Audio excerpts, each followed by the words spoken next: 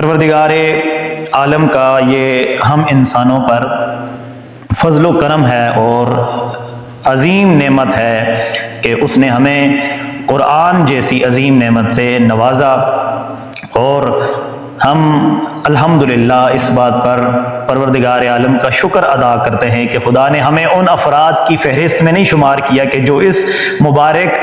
مہینے کے ہونے کے باوجود بھی اس مہینے سے فائدہ حاصل نہیں کر رہے۔ تو یہ یقیناً پروردگار عالم کی خاص عنایت ہے ہم پر کہ ہم اپنے 24 گھنٹوں میں سے گھنٹہ ڈیڑھ نکال رہے ہیں اور کچھ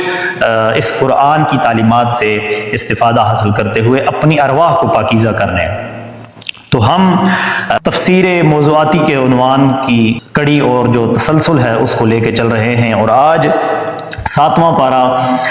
ہم نے تلاوت کیا اور 8ویں پارے کا بھی کچھ حصہ تلاوت کیا، اور انشاءاللہ آنے والے ایام میں ہم ہر ماہ مبارک کے حساب سے اس کی ترتیب تلاوت کی انشاءاللہ کر لیں گے مکمل۔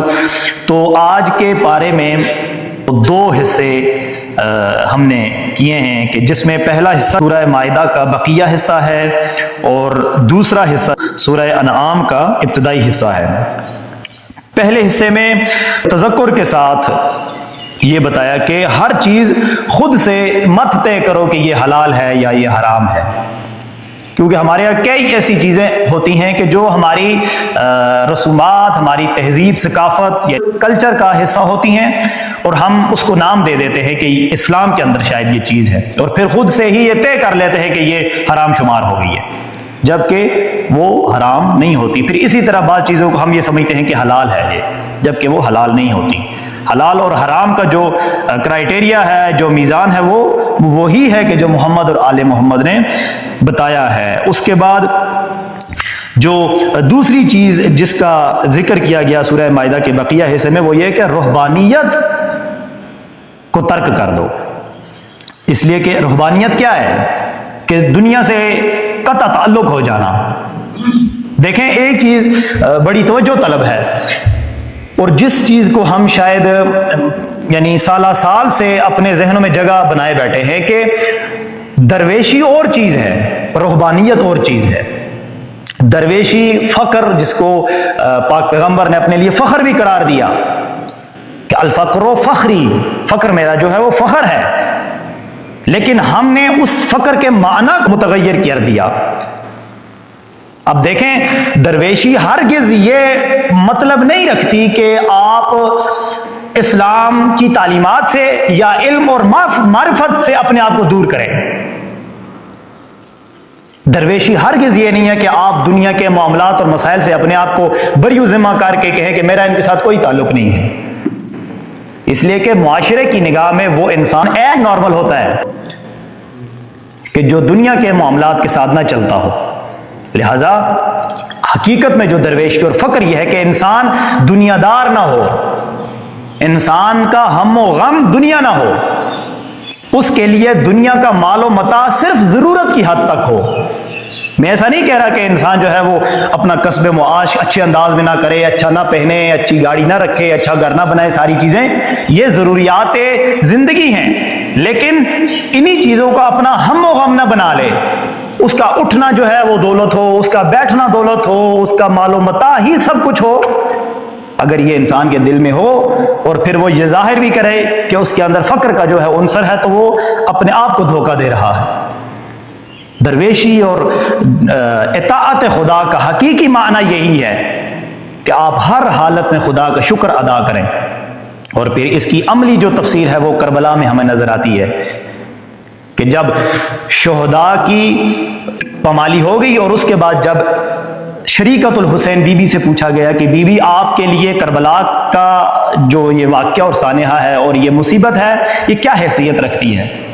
تو بی بی نے کہا تھا وما رأیت الا جمیلا، میں نے کوئی چیز مشاہدہ نہیں کی مگر جو بہترین تھی۔ اب یہ دیکھیں، انسان اپنی اولاد کو راہ خدا میں قربان کرنے کے بعد بھی اگر اس کے اندر فنا فی اللہ اور بقا باللہ کہ وہ اس کا وجود خدا میں اس قدر ضم ہو جائے کہ پھر اس پر مصیبتیں بھی آ جائیں تب بھی وہ کہے کہ میں خدا کا شکر ادا کرتا ہوں، اور خوشی بھی محسوس ہو اور ہر طرح کی خدا اسے نعمتوں سے بھی نواز دے، پھر بھی وہ خدا کا شکر ادا کرے۔ تو لہٰذا رہبانیت کو ترک کرنے کا پروردگار عالم نے یہ ہمیں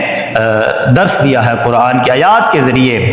کہ اگر تم چاہتے ہو ہدایت پا جاؤ تو یہ قرآن تمہارے لیے ہے۔ یہ مردے بخشوانے کی مشین نہیں ہے، صرف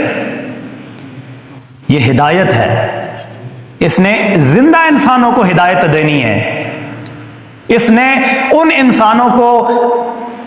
نتیجے اور انتہا تک لے کے جانا ہے کہ جو بقا چاہتے ہیں،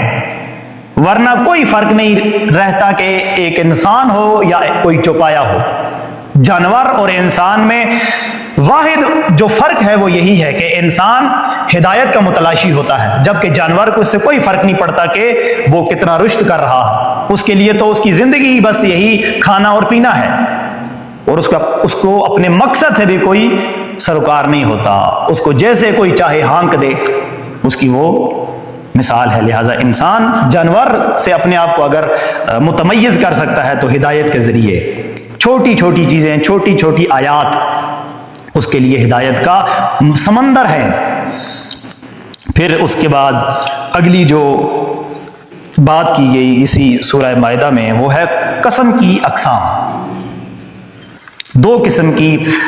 قسمیں ہیں کہ جو انسان کھاتا ہے، اگر تو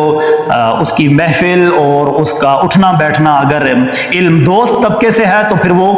اس کے لیے آسان ہے یہ بات سمجھنا کہ ایک قسم ہوتی ہے کہ جو ہم آئے روز چلتے پھرتے جو ہے وہ کھاتے ہیں، اور ایک وہ قسم ہے کہ جو پروردگار نے قسم شرعی بتائی ہے۔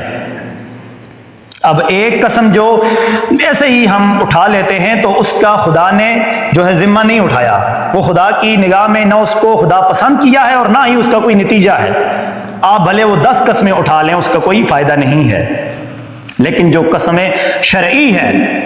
اگر تو آپ وہ قسم شرعی اٹھاتے ہیں اور وہ سچی قسم ہے تو وہ تو آپ کی بات کے اس بات کی دلیل ہو جائے گی۔ لیکن اگر یہی شرعی قسم آپ اٹھاتے ہیں کسی جھوٹ پر تو پھر اب یہاں خدا آپ کے لیے جو ہے وہ ریسٹرکشنز لے آتا ہے کہ اگر آپ جھوٹی قسم کھاتے ہیں، اب قسم شرعی کیا ہے؟ واللہ، باللہ، ثم اور پھر یعنی تاللہ، یعنی وہ حروف قسمیہ جو ہے جن کے ذریعے خاص قسم اٹھائی جاتی ہے کہ اس قسم کو کھا کر میں یہ کہتا ہوں کہ میں یہ کام انجام دوں گا۔ تو جب وہ یہ قسم کھا کر یہ بات کرے گا تو گویا کہ اس کی بات اب جو ہے وہ تاکید کے زمرے میں آ گئی ہے۔ لیکن اگر جھوٹ بولے گا اس قسم میں تو پھر خدا نے جو ہے اس کے لیے کفارہ رکھا ہے کہ اگر ایک انسان شرعی قسم اٹھا لے اور وہ جھوٹ بول رہا ہو اور اس کی قسم جو ہے جھوٹ پر مبنی ہو تو پھر وہ کفارہ ادا کرے۔ اور کفارہ کیا ہے کہ اسے 10 مسکینوں کو کھانا کھلانا پڑے گا، یا ان 10 مسکینوں کو لباس دینا پڑے گا، یا ایک غلام آزاد کرنا پڑے گا۔ اور اگر یہ نہیں کر سکتا ان تینوں چیزوں میں سے تو پھر وہ 3 دن روزہ رکھے گا کفارے کے طور پہ۔ تو یہ فرق ہے قسم شرعی کا اور قسم فضولی کا، یعنی کہ جس کا کوئی مقصد اور کوئی حیثیت جس کی نہیں ہوتی۔ پھر اس کے بعد شراب پینے کے حوالے سے، جوا کھیلنے کے حوالے سے کہ پروردگار نے بتایا کہ جو مسلمان ہوتے ہیں، جو مومن ہوتے ہیں، وہ شراب کے نزدیک نہیں جاتے، وہ جوئے کے نزدیک نہیں جاتے، وہ بیہودہ چیزوں کے نزدیک نہیں جاتے، وہ محرمات الہی کا جو ہے وہ خیال رکھتے ہیں۔ پھر اس کے بعد شکار کا ذکر کیا گیا کہ آپ حالت احرام میں اگر ہیں تو آپ کن چیزوں کا شکار کر سکتے ہیں، اور اسی سے جڑا ایک واقعہ بھی ہے حضرت امام محمد تقی علیہ السلام کا مشہور و معروف، یقیناً آپ کے اذہان میں ہوگا، اکثر ذاکرین اور خطباء ذکر کرتے ہیں کہ جب امام محمد تقی علیہ السلام کے ساتھ مناظرہ ہوا تھا کچھ افراد کا اور علماء اپنے مذاہب کے علماء کا، تو پھر امام نے اس شکار کے مسئلے پر جب انہیں خاموش کر دیا تو پھر انہوں نے کہا تھا کہ یہ کون ہے چھوٹا سا بچہ؟ تو فرمایا تھا کہ بزرگی کا تعلق عمر سے نہیں ہوتا۔ کچھ عرض کر رہا ہوں میں، بزرگی کا تعلق عمر سے نہیں ہوتا۔ انسان چھوٹا ہو یا بڑا اس سے کوئی فرق نہیں پڑتا کہ اس کی عمر کیا ہے، ٹھیک ہے؟ اگر اس کے اندر بزرگی کا وہ عنصر پایا جاتا ہے، اس کے اندر وہ کمال پایا جاتا ہے تو پھر اس سے کوئی فرق نہیں پڑتا کہ وہ کس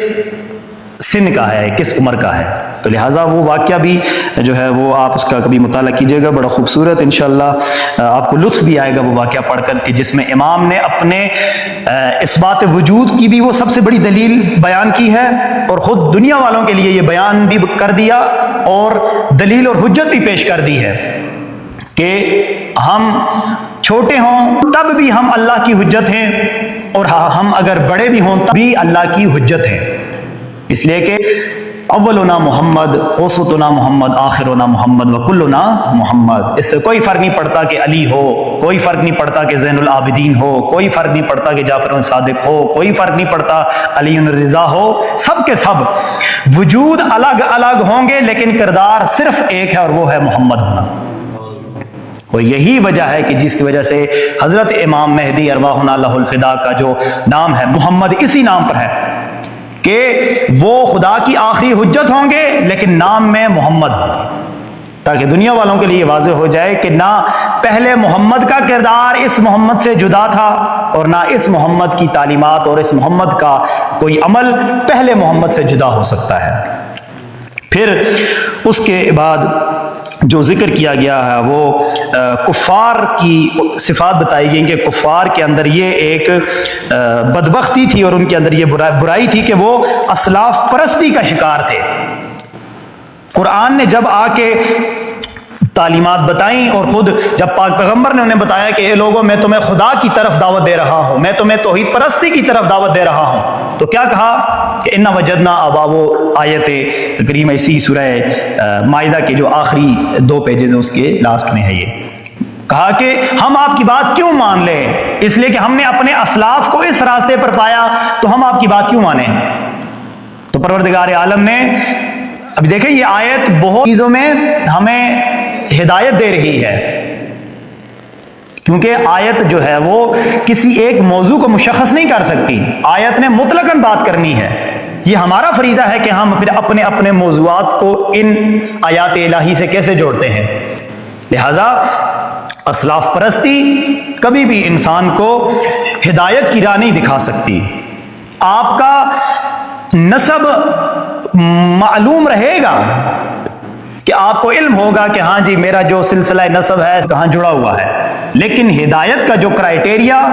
اور جو میزان خدا نے طے کیا ہے وہ یہی ہے کہ تمہارے لیے اللہ، رسول اور آل محمد کی بات جو ہے وہ میزان ہدایت ہونی چاہیے، ورنہ پھر دیکھ لیں جو انسان یہودی ہے اس کی آنے والی نسلیں بھی یہودی ہیں۔ حقیقت یہ ہے یہ قرآن ہر انسان کے لیے ہدایت ہے، تو لہٰذا اسلاف پرستی بھی جو ہے وہ انسان کو گمراہی کی راہ دکھا دیتی ہے کہ اگر وہ قرآن کی تعلیمات کے خلاف ہو، تو لہٰذا میزان اور کرائیٹیریا جو طے کرنا چاہیے ہمیں ہدایت کا وہ قرآن اور اہل بیت ہونے چاہیے۔ پھر اس کے بعد اگلی آیات میں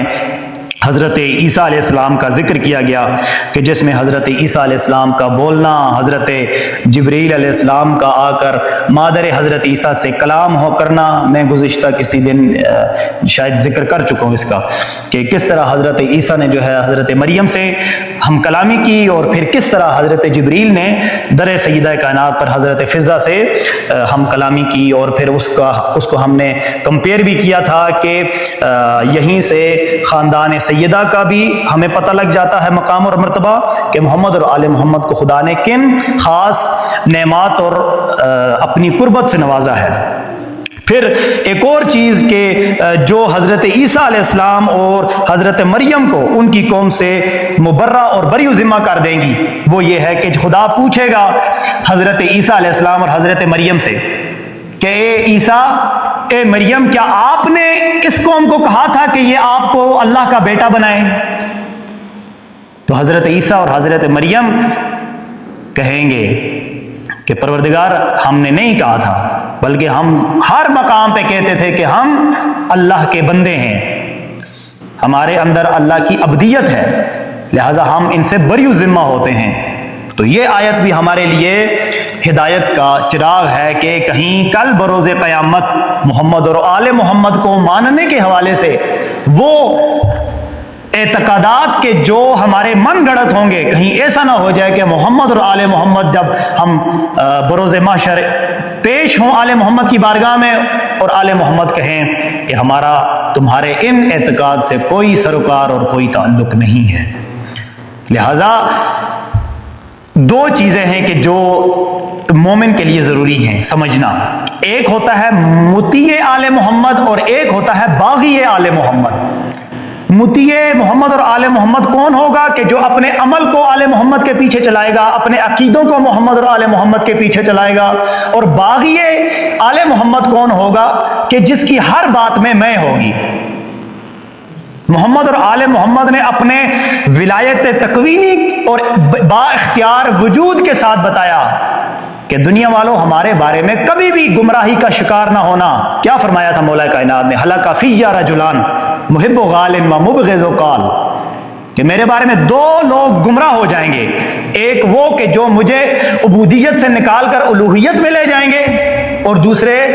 بغض میں ناسبی طبقہ، کہ جو میرے ظواہر کو میری حقیقت سمجھے گا۔ تو لہٰذا یہ دونوں طبقے گمراہ ہیں۔ لہٰذا انسان جو ہے وہ ان چیزوں کے ذریعے بھی اپنی ہدایت کا سامان مہیا کر سکتا ہے۔ پھر توحید کا ذکر کیا گیا، جس میں خدا کے یکتا ہونے کو بتایا گیا کہ خدا کی ذات یکتا ہے، اس کا کوئی شریک نہیں ہے، اس کا کوئی ثانی نہیں ہے۔ کیونکہ ہمارے لیے تو الحمدللہ توحید اس قدر واضح ہے کہ اگر کوئی ہمارے سامنے آ کر بات کر دے کہ قیامت کے دن خدا اپنی ایک ٹانگ اٹھا کے جہنم میں ڈال دے گا، تو ہم ہنسیں گے۔ کیوں؟ اس لیے کہ ہم اس عقیدے پر فائز ہیں الحمدللہ کہ خدا جسم سے بالاتر ہے، خدا کا کوئی جسم نہیں ہے۔ خدا نے اگر اب دیکھیں یہی چیز آل محمد کو جو نسبتیں دی گئیں مولا کائنات کی، ید اللہ، عین اللہ، اذن اللہ، وجہ اللہ، یہ جو ساری نسبتیں دی گئی، اس کا یہ مطلب نہیں ہے کہ نعوذ باللہ مولا کائنات ظاہری اور مادی طور پہ خدا کا چہرہ ہے یا بازو ہیں یا سراپا ہیں یا کوئی بھی چیز، بلکہ یہ ساری کی ساری اگر نسبتیں دی گئی تو اس کا جو ہے معنی مراد یہ ہے وجہ اللہ امیر المؤمنین کا لقب ہے۔ یعنی کیا؟ کہ علی نے اپنی ساری زندگی کوئی ایسی چیز نہیں دیکھی کہ جو خدا دیکھنا پسند نہیں کرتا۔ عین اللہ اسی زمرے میں آ جائے گا۔ اذن اللہ یعنی ساری زندگی امیر المومنین نے کوئی ایسی بیہودہ اور بے مقصد بات نہیں سنی کہ جو خدا سننا پسند نہیں کرتا۔ یعنی حتیٰ کہ صرف یہی میزان نہیں ہے، بلکہ ایک مومن کے لیے بھی خدا نے کہا ہے، قرآن کی آیات میں سے ہے کہ اگر ایک انسان ابدیت میں اپنے آپ کو اس قدر ملکہ حاصل کر لے اس کا اور عادت بنا لے، تو پھر اس کا فعل خدا اپنے فعل میں شمار کرتا ہے کہ یہ نہیں کر رہا بلکہ میں کر رہا ہوں۔ وما رمیت اذ رمیت ولکن اللہ رما، کہ یا رسول اللہ یہ جو کنکریاں ماری جا رہی ہیں یہ آپ نہیں مار رہے بلکہ اللہ مار رہا ہے۔ تو انسان کے فعل کو خدا اپنا فعل انجام کہتا ہے۔ اور پھر یہ تو بات اور آسان ہو جاتی ہے کہ ایک انسان کے لیے اگر اللہ نے یہ کرائٹیریا طے کیا ہے تو پھر جو ولی خدا ہوگا، جو مظہر صفات خدا ہوگا، تو خدا اس کے لیے کیا کیا القابات سے اسے نوازتا ہے۔ پھر اس کے بعد رسولوں کا تمسخر جو گزشتہ اقوام کرتی تھیں، وہ اس کے حوالے سے بھی پروردگار نے بتایا کہ جو رسولوں کا تمسخر کرتے ہیں اور جو دین کا مسخرہ کرتے ہیں، خدا انہیں جہلا میں شمار کرتا ہے۔ اب کئی ایسی ہماری عبادتیں ہوتی ہیں، کئی ایسی چیزیں ہوتی ہیں جس میں ایک بازاری مزاج طبقہ اور آوارہ طبقہ جو ہے اس پہ تمسخر کر رہا ہوتا ہے، مسخرہ کر رہا ہوتا ہے، پھبتیاں کس رہا ہوتا ہے، یا اپنے دیسی لفظ میں ٹھٹھا کر رہا ہوتا ہے۔ تو خدا نے ایسے افراد کو زمانہ قدیم کے جہلا کی مثل قرار دیا ہے۔ ان کی مثال جہلا جیسی ہے کہ جو دین الہی میں جو آیات الہی کا مذاق اڑاتے ہیں۔ اس کے بعد پھر قصہ حضرت ابراہیم کا ذکر کیا گیا اور پھر کچھ اخلاقی نکات کا اسی پارے میں ذکر کیا گیا۔ گالی دینے کی ممانعت کی گئی ہے، جس کا گزشتہ دن میں ذکر بھی کر چکا ہوں کہ تہذیب کا پاس رکھنا اور اس پر عمل کرنا الگ چیز ہے اور گالی دینا الگ چیز ہے۔ اس لیے کہ محمد اور آل محمد نے جو کرائٹیریا دیا ہوا ہے ہمیں وہ یہی ہے کہ کونوا لنا زینا ولا تکونوا لنا شیئا، اے ہمارے شیعو ہمارے لیے باعث زینت بنو۔ تو لہٰذا اگر کوئی انسان محمد اور آل محمد کا ماننے والا بھی ہو اور گالیاں دے رہا ہو تو گویا کہ اس نے حقیقی تعلیمات آل محمد سے استفادہ نہیں کیا۔ اور اس کے بعد پھر آخری بات جس کا خدا نے ذکر کیا وہ ہے اعجاز قرآن، کہ یہ قرآن بابرکت ہے، یہ قرآن ہر انسان کے لیے ہدایت ہے، یہ قرآن گزشتہ تمام کتابوں کی تصدیق کرنے والا ہے، کہ جس نے گواہی دی ہے کہ تورات بھی حق تھی اور تورات کا نبی بھی حق پر تھا، زبور بھی حق پر تھی اور زبور کا نبی بھی برحق تھا، عیسیٰ بھی حق تھے اور انجیل بھی حق پر تھی، اور قرآن بھی برحق ہے اور صاحب قرآن نبی حق پر ہیں۔ لہٰذا اگر کوئی انسان ذات محمد پر اعتقاد اور عقیدہ نہ رکھتا ہو تو وہ اپنی عقل کا علاج کروائے۔ آج کا دور جو قادیانیوں کا جسے زور و شور سے جن کا ذکر ہوتا ہے سوشل میڈیا پر یا اکثر پلیٹ فارم پر کہ یہ جو ہیں وہ ختمیت رسول کے منکر ہیں، الحمدللہ محمد اور آل محمد کے ماننے والے اس مقام پر بھی اس لیے مطمئن ہیں کیونکہ ہم اگر کوئی آ کر آج اگر کہے میں نبی ہوں ہم تب بھی نہیں مان سکتے، اور اگر آ کر کہے کہ میں امام ہوں تب بھی نہیں مان سکتے۔ کیوں؟ اس لیے کہ اگر آ کر نبی کہے گا اپنے آپ کو تو ہم فوراً کہہ دیں کہ بھائی ہم تو رسول کے بعد فوراً علی کو امام بنا بیٹھے ہیں، ہم کیا خدا نے بنایا ہے اور ہم اس پر عقیدہ رکھتے ہیں۔ اور اسی طرح اگر کوئی انسان آ کر یہ کہہ دے کہ میں امام ہوں تب بھی ہم نہیں مانیں گے کہ بھائی تم اگر امام ہو تو تمہارے اندر وہ صفات امام کہاں ہیں، تمہارے اندر وہ صفت کہ جو صفت معصومیت ہے، تمہارے اندر عصمت کی صفت کہاں ہے؟ 2 دن پہلے تو ہم دیکھ رہے تھے کہ تم فلاں مقام پہ بد اخلاقی سے پیش آ رہے تھے، کسی کے ساتھ غصے میں آ گئے تھے، تو کہیں نہ کہیں اس کے اندر اخلاقی پستی ہوگی کہ جس کی وجہ سے نہ ہم اسے نبی مان سکتے ہیں اور نہ اسے امام مان سکتے ہیں۔ تو یہ پروردگار عالم کا ہم پر لطف و احسان ہے کہ اس نے ہمیں ان ہستیوں سے مرتبط اور منسلک کیا کہ جو ہستیاں پروردگار عالم کی بارگاہ میں قابل قبول ہیں اور مقرب ہیں۔ تو پروردگار عالم کی بارگاہ میں دعا ہے کہ خالق کائنات ہمیں ان ایام الہیہ کا پاس رکھنے اور تعلیمات قرآن اور تعلیمات اہل بیت سے اپنے آپ کو مزین اور منور کرنے کی توفیق عطا فرمائے تاکہ ہمارا خاتمہ بالخیر ہو سکے۔ السلام علیکم ورحمۃ اللہ وبرکاتہ۔